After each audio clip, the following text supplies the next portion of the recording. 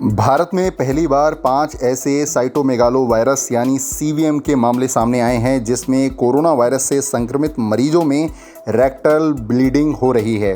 कोविड-19 मरीजों में दूसरी लहर के दौरान दिल्ली के गंगाराम अस्पताल में ये सभी मामले सामने आए हैं।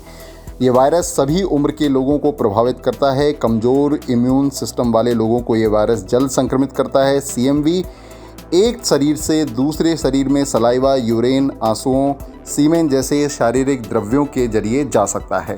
दरअसल ये सभी 5 कोविड-19 मरीज इलाज के 20 से 30 दिनों के बाद पेट में दर्द और मल में खून बहने की परेशानियों के साथ अस्पताल पहुंचे। गंगाराम अस्पताल के डॉक्टर अनिल अरोड़ा ने बताया, कोविड संक्रमण के दौरान उपयोग की जाने वाली स्टेरॉयड रोगियों की प्रतिरोधक क्षमता को दबा देती है, असामान्य संक्रमणों के लिए अति संवेदनशील बनाती है। ऐसा ही एक संक्रमण साइटोमेगालोवायरस है।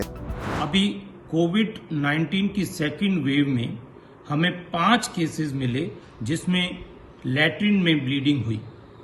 उस मल द्वार से जो ब्लड आया तो हमें हैरानी हुई कि ये एक नया वायरस है जिसको बोलते हैं साइटोमेगालोवायरस।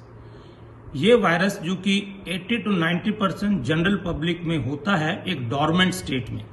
तो जब भी आपका इम्यून सिस्टम कमज़ोर पड़ता है, हमारे केसेस में कोविड-19 इन्फेक्शन से इम्यून सिस्टम कमज़ोर हुआ और कोविड की रिकवरी के 10 और 30 दिन के बाद 5 पेशेंट को खूब सारा ब्लड आया लैट्रिन के रास्ते। एक पेशेंट की डेथ हो गई, एक पेशेंट को इमरजेंसी सर्जरी की ज़रूरत पड़ी और 3 पेशेंट को हमने एंटीवायरल ड्रग गैनसाइक्लोविर से ट्रीट किया। तो ये मैं बताना चाहता हूं कि अगर कोविड से अगर आपकी रिकवरी हो रही है और नए सिम्टम्स हैं, स्पेशली एब्डोमिनल पेन या लूज मोशंस हैं जिसमें ब्लड आ रहा है, तो ये साइटोमेगालोवायरस के लिए ज़रूर टेस्ट करना ज़रूरी है।